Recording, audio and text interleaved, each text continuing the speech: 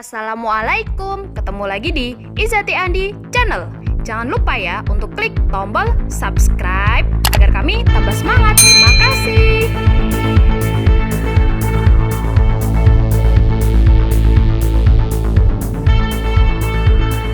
Apa kabar anak-anak? Semoga semuanya dalam keadaan sehat ya. Baiklah, kita lanjutkan materi yang selanjutnya, yaitu bab 2 tentang klasifikasi makhluk hidup.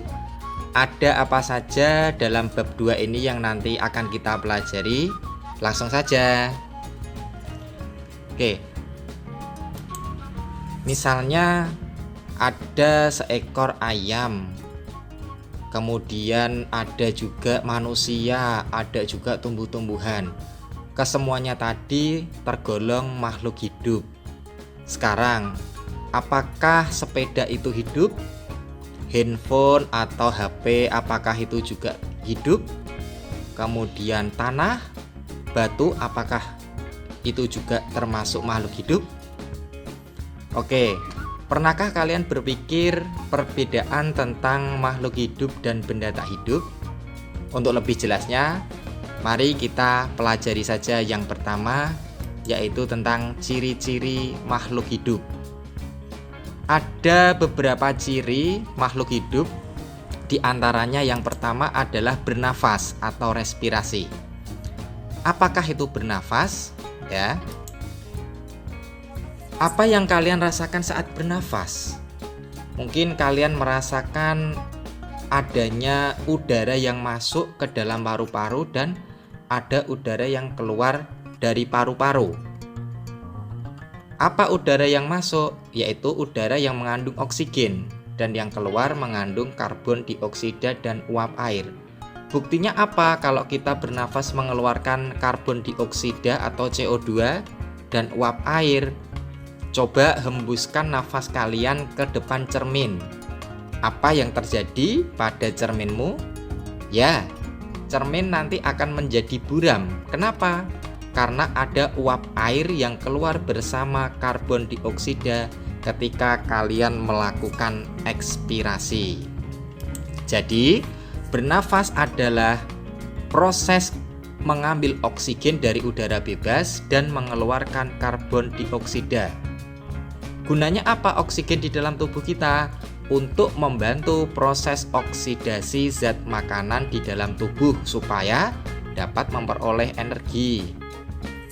Di bawah ini adalah reaksi dari respirasi, yaitu ada C6H12O6 atau disebut juga glukosa atau amilum atau zat makanan, kemudian ditambahkan oksigen O2 menghasilkan karbon dioksida CO2, uap air H2O dan energi. Kenapa di sini ada angka 6 dan 6 di sini juga? Supaya reaksi yang sebelah kiri atau reaksi sebelum dan reaksi sesudah nanti jumlah atomnya sama. Contoh di sini ada 6 CO2, C-nya ada 6, maka di sini juga C-nya 6. O-nya di sini ada 6 dan di sini ada 12. Ya, berarti 12 dan 6 18. Di sini 6 kali 2 12 ditambah 6 juga 18 ya. H, hidrogennya di sebelah kiri 12, yang di sebelah kanan 6 kali 2 12. Jadi sama, reaksinya seimbang di antara zat sebelum reaksi dan sesudah reaksi jumlahnya sama. Kemudian kita lanjutkan yang berikutnya. Alat pernafasan pada makhluk hidup itu berbeda-beda. Misalnya pada manusia, amfibi, reptil, aves dan mamalia, mereka bernafas menggunakan paru-paru. Ya, ini salah satu contoh paru-paru yang terdapat pada manusia. Kemudian kalau pada hewan yang hidup di air, lebih spesifik lagi yaitu ikan atau Pisces, mereka bernafas menggunakan insang. Letak insangnya di sini di sebelah kanan kiri dari kepala ikan. Ini bentuknya insang, ya. Kemudian kalau tumbuhan bernafas menggunakan apa? Tumbuhan di darat itu bernafas menggunakan stomata. seperti ini bentuknya, stomata. Ya. Kalau tumbuhan yang ada di air misalnya teratai, biasanya mereka bernafas menggunakan rongga batang. Kemudian ciri makhluk hidup yang kedua yaitu butuh makan atau nutrisi. Tidak hanya manusia, tumbuhan dan hewan juga membutuhkan nutrisi agar mereka tetap bisa hidup. Oke, tujuannya apa makhluk hidup itu untuk makan? Tentu saja untuk menjadikannya sebagai sumber energi supaya dapat melakukan aktivitas atau proses-proses kehidupan. Berdasarkan cara mendapatkan makanannya, makhluk hidup dibedakan menjadi dua. Yang pertama autotrof. Apa itu autotrof? Autotrof adalah makhluk hidup yang dapat membuat atau memasak makanannya sendiri dengan proses fotosintesis. Tentu saja makhluk hidup yang bisa berfotosintesis hanya tumbuhan. Jadi tumbuhan termasuk makhluk hidup autotrof. Kemudian yang kedua ada heterotrof. Heterotrof adalah makhluk hidup yang mendapatkan makanannya dari makhluk hidup lain. Contoh hewan dan manusia. Proses fotosintesis pada tumbuhan dapat dituliskan reaksinya sebagai berikut. Air H2O ditambah karbon dioksida CO2 dibantu dengan sinar matahari dan tentunya tumbuhan yang berklorofil, kemudian menghasilkan glukosa amilum C6H12O6 dan menghasilkan oksigen. Oksigen inilah nanti yang dibutuhkan oleh manusia dan hewan untuk melakukan pernafasan tadi.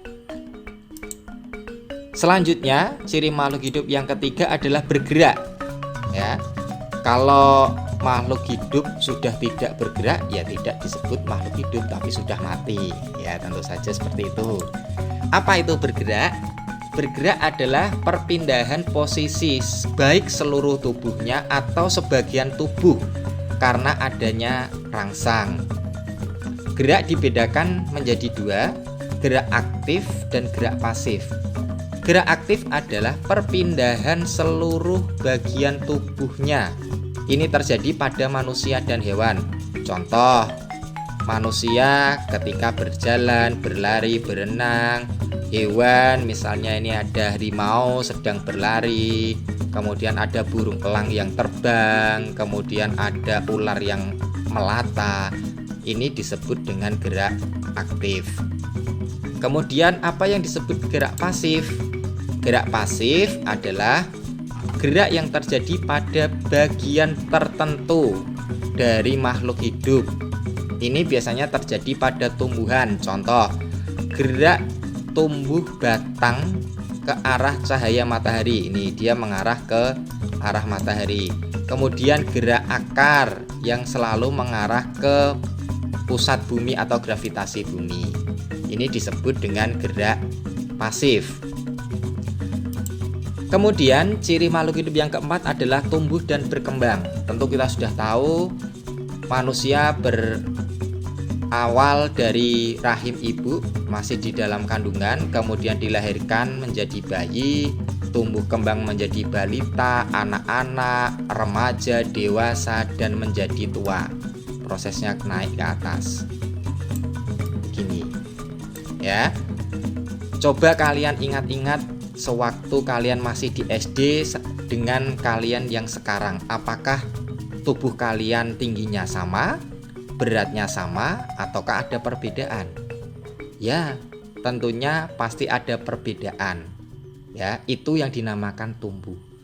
Jadi, pertumbuhan adalah proses bertambahnya bentuk dan ukuran tubuh. Ukuran tubuh meliputi apa? Tadi tinggi badan, berat badannya, kemudian mungkin luas bidang dadanya yang tidak dapat kembali ke ukuran semula atau dinamakan irreversible. Artinya irreversible begini, ketika kalian dari bayi sampai tua, ketika sudah tua tidak mungkin kalian bisa kembali lagi menjadi bayi, ya. Jadi setelah tua ya meninggal atau mati. Jadi itu yang dimaksud dengan irreversible, tidak dapat kembali ke ukuran semula. Apakah makhluk hidup hanya melakukan pertumbuhan saja? Tentu tidak. Pertumbuhan pasti sertai dengan perkembangan. Apa itu perkembangan? Perkembangan adalah proses menuju kedewasaan. Contoh perkembangan kalau pada tumbuhan yaitu saat tumbuhan itu berbunga, berbuah, itu bisa disebut tumbuhan itu sudah melakukan perkembangan. Kalau pada manusia ya muncul ciri-ciri sekunder pada manusia. Contoh kalau pada laki-laki tumbuh jakun, tumbuh kumis dan sebagainya. Nanti akan kalian pelajari lebih dalam saat di kelas 9 tentang sistem reproduksi pada manusia. Faktor-faktor apa saja yang mempengaruhi proses pertumbuhan dan perkembangan? Ada 2 faktor. Yang pertama faktor dalam atau intern, yaitu terdiri dari gen dan hormon. Kemudian faktor eksternal atau faktor dari luar, antara lain ada cahaya, air, udara, tanah, suhu, dan masih banyak lagi. Ciri-ciri makhluk hidup yang kelima adalah peka terhadap rangsang atau iritabilitas. Dari gambar misalnya sebelah kiri ada orang sedang memegang daun putri malu. Apa yang terjadi dengan daun putri malu yang dipegang? Kemudian ketika kita naik sepeda motor atau mobil malam hari berpapasan dengan kendaraan yang berlawanan arah, tentu mata kita akan menutup sebentar karena silau atau merem ya, blereng ya, karena silaunya dari lampu mobil atau kendaraan yang dari arah berlawanan. Oke.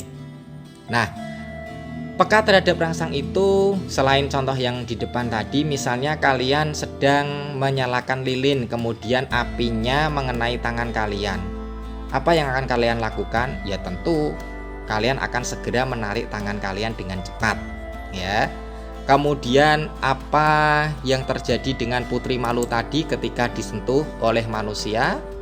Maka daun putri malu tersebut akan mengatup daunnya. Nah, ini juga termasuk ciri-ciri dari tadi, peka terhadap rangsang atau iritabilitas. Oke. Kita lanjutkan yang keenam, ada adaptasi. Bagaimana tumbuhan kaktus ini beradaptasi dengan lingkungannya? Kemudian cicak ini kenapa dia memutuskan ekornya saat dia terancam bahaya? Nah, itu semuanya termasuk ke dalam adaptasi. Jadi adaptasi itu adalah kemampuan makhluk hidup untuk menyesuaikan diri terhadap lingkungannya. Kemudian, apa yang terjadi jika makhluk hidup itu tidak bisa beradaptasi dengan lingkungannya? Lama-kelamaan dia akan punah karena tidak bisa menyesuaikan diri dengan lingkungannya. Adaptasi sendiri dibedakan menjadi 3. Yang pertama, adaptasi morfologi.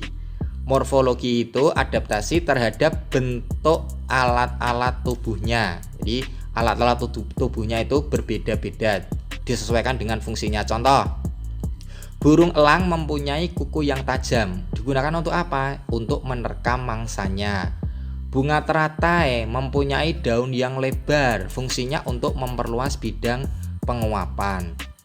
Contoh yang lainnya seperti ini. Jadi jenis-jenis kaki pada unggas beda-beda. Kalau ayam seperti ini, elang, pipit, bebek, kemudian paruh burung itu juga bentuknya berbeda-beda disesuaikan dengan fungsinya. Itu termasuk adaptasi morfologi. Yang kedua ada adaptasi fisiologi. Adaptasi fisiologi itu berhubungan dengan fungsi alat tubuhnya. Contohnya, unta yang berada di daerah gurun itu mempunyai kotoran yang kering, tetapi urinnya itu kental. Contoh yang lain, manusia ketika di daerah pegunungan, dia akan otomatis menambah jumlah sel darah merahnya. Ya, yang digunakan untuk apa? Untuk mengikat oksigen lebih cepat. Ya. Kemudian adaptasi yang ketiga, adaptasi tingkah laku. Berarti penyesuaian diri terhadap makhluk hidup dengan tingkah lakunya. Contoh misalnya, bunglon mengubah warna tubuhnya untuk menyamarkan dari musuhnya. Kemudian ikan paus muncul ke permukaan secara periodik untuk bernafas, ya. Ketiganya tadi termasuk ke dalam adaptasi. Kemudian ciri makhluk hidup yang ketujuh, melakukan perkembangbiakan, berkembang biak atau reproduksi. Jadi semua makhluk hidup, entah itu manusia, hewan, tumbuhan, pasti melakukan yang namanya berkembang biak atau reproduksi. Untuk apa makhluk hidup melakukan reproduksi? Untuk memperbanyak diri, ya, untuk memperbanyak diri dan mempertahankan kelestariannya agar tidak punah, biar ada yang mewarisi sifat-sifat dari orang tua atau induknya. Itu tujuan utama dari reproduksi. Ciri makhluk hidup yang ke-8 ada ekskresi atau mengeluarkan zat sisa. Ya, ekskresi itu proses pengeluaran zat sisa makanan yang sudah tidak digunakan oleh tubuh, di dalam tubuh tidak dimanfaatkan. Bagaimana kalau zat-zat yang sudah tidak dimanfaatkan ini tidak dibuang, maka dapat menyebabkan penyakit. Ya. Kemudian sebagai contoh ada alat ekskresi pada manusia, yaitu ada 4. Ada yang namanya pahaku ginjal, paru-paru, hati, kulit. Jadi paru-paru, hati, kulit, dan ginjal. Kemudian apa yang diekskresikan atau yang dibuang melalui paru-paru adalah karbon dioksida atau CO2. Kalau hati menghasilkan cairan empedu. Kalau yang dari kulit dia membuang keringat. Kalau dari ginjal dia nanti menghasilkan urin. Dari 8 ciri-ciri makhluk hidup itu tadi, kalian bisa menarik kesimpulan perbedaan antara makhluk hidup dan makhluk tak hidup. Berarti misalnya HP atau handphone termasuk makhluk hidup atau tidak hidup? Makhluk hidup, Pak. Kenapa? Tuh bisa nyala, bisa bunyi, mengeluarkan suara. Tapi pertanyaannya, apakah HP dia butuh makan? Ya Pak, lah itu dicas dengan listrik kan butuh makan. Apakah HP bernapas? Tidak Pak. Apakah HP itu bisa berkembang biak? Tidak. Apakah HP itu bisa mengeluarkan zat sisa? Tidak. Jadi kalau kita mau menentukan makhluk itu termasuk makhluk hidup atau tak hidup, maka harus dilihat dari berbagai ciri tadi, jangan hanya dilihat dari satu ciri saja. Oke, untuk materi ciri-ciri makhluk hidup sampai di sini dulu. Kita lanjutkan di materi selanjutnya, dipelajari terlebih dahulu tentang klasifikasi makhluk hidup. Semoga bermanfaat. Sekian, assalamualaikum warahmatullahi wabarakatuh.